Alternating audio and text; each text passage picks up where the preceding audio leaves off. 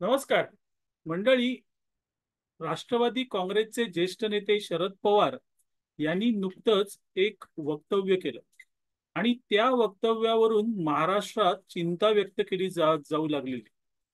कारण पवारांचं हे वक्तव्य जरी सामाजिक परिषदेतलं असलं किंवा सामाजिक ऐक्य परिषदेतलं असलं तरीही या वक्तव्यामुळे महाराष्ट्र त्या दिशेने जाणार आहे का किंवा भविष्यात जाऊ शकतो का, अशी चिंता प्रत्येकाला आता लागून राहिलेली.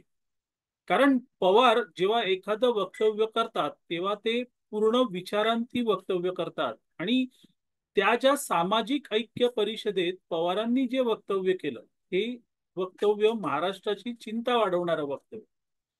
पवार त्या परिषदेत म्हणाले की महाराष्ट्राची परिस्थिती ही मणिपूर सारखी होईल अशी चिंता त्यांनी व्यक्त केली. म्हणजे मणिपूरमध्ये जशा जातीय दंगली झालेल्या आहेत तशा दंगली महाराष्ट्रात होऊ शकतात असं पवारांना सुचवायचं आहे का, हा पहिला प्रश्न अनेकांच्या मनात निर्माण झालेला.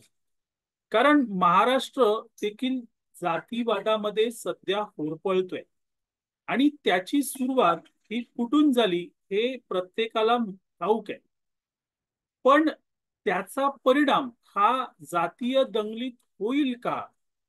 पवारांनी ज्या वेळेस हे विधान केलं त्यावेळेस त्या दृष्टीने प्रत्येकाच्या मनात हा विचार येणं स्वाभाविक होतं.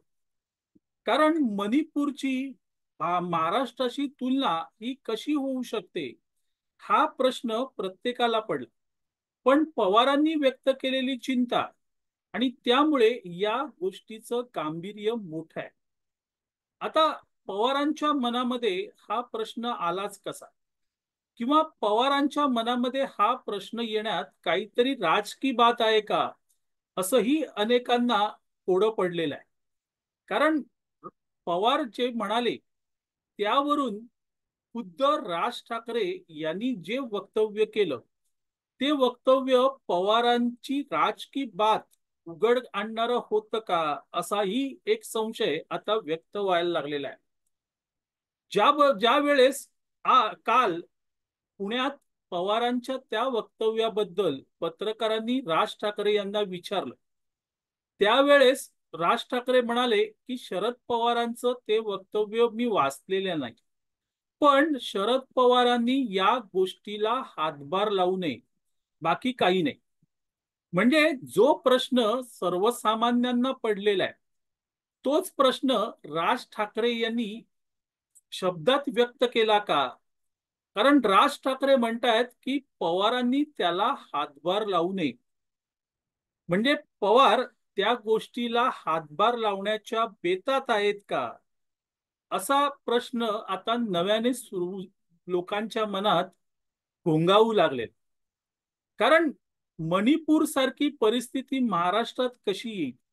महाराष्ट्र तर नेहमी पुरोगामी राज्य म्हणून मिरवत आलेला आहे. जातीय धार्मिक सलोखा हे महाराष्ट्राचं भूषण मानलं जातं.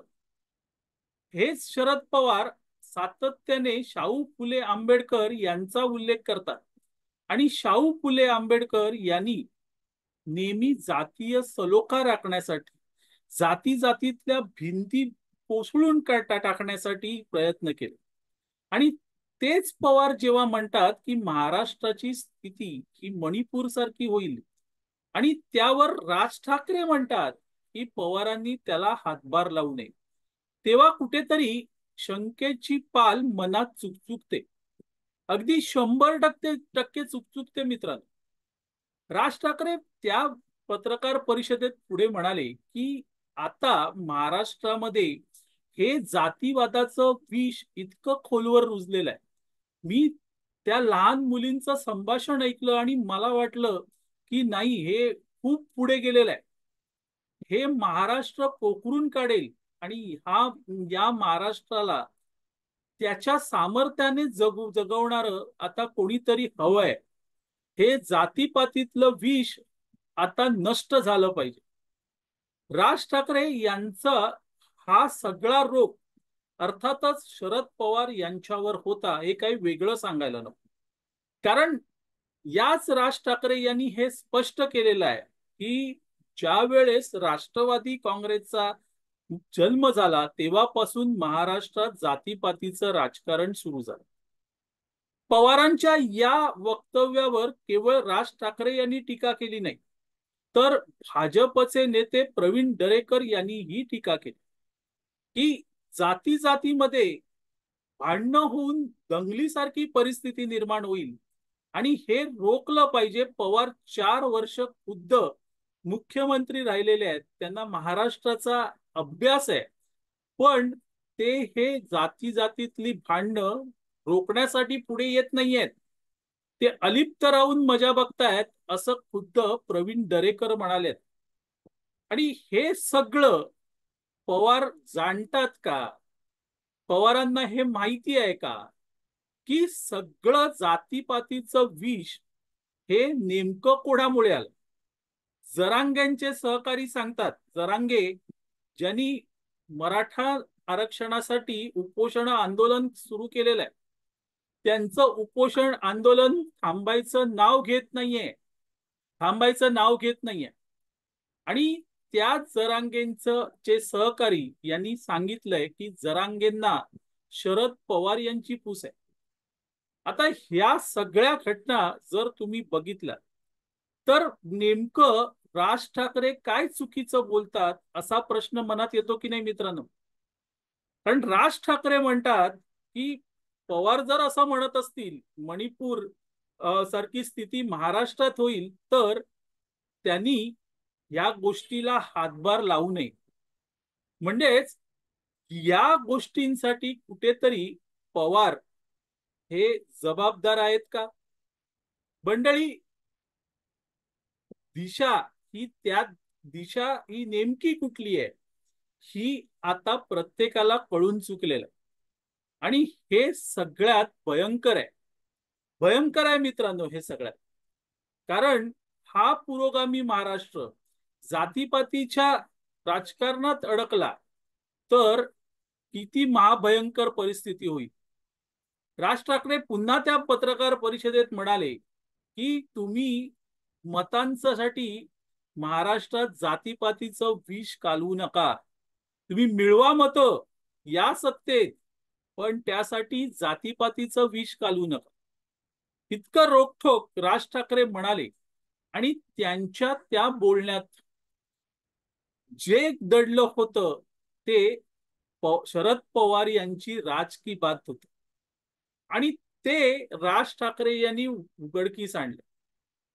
मंडळी, नेमकं महाराष्ट्रात काय चालू? एका बाजूला ओबीसी, दुसऱ्या बाजूला मराठा, आणि दोघेही संघर्षाप्रत पोचलेले आहेत. तो जो व्हिडिओ होता जो राज ठाकरे यांनी बघितला, लहान मुलींचा व्हिडिओ, तो मीही माझ्या चॅनलवर दाखवला होता. त्या मुली म्हणतायत की मराठा मुली आता आमच्या बरोबर बोलत नाहीत, आमच्या बरोबर जेवत नाहीत, आम्ही एकत्र खेळत नाही.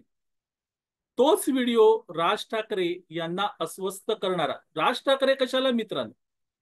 संपूर्ण महाराष्ट्राला अस्वस्थ करणारा तो व्हिडिओ आहे. अशा वेळेस सगळ्या राजकीय नेत्यांनी एकत्र येऊन हा प्रश्न सोडवायला पाहिजे होता. पण मित्रांनो, दुसऱ्या बाजूला पवार काय सांगतात? जर तुम्ही ओबीसींची बोलणी सुरू केली असेल तर आम्ही तुमच्या मध्ये का पडू? मग मित्रांनो, जरांगेंच्या सहकाऱ्यांनी जो आरोप केलाय त्यावरून विचारावं असं वाटतं की जरांगे नावाचं भूत नेमकं उभं कोणी केलं? याचं उत्तर देऊ शकतील का पवार? असो मंडळी, तुर्तास इथे थांबतो. आपल्याला हा व्हिडिओ आवडला तर लाईक करा, शेअर करा, लक्षवेधला सबस्क्राईब करा. मी आबा माळकर आपली रजा घेतो. धन्यवाद.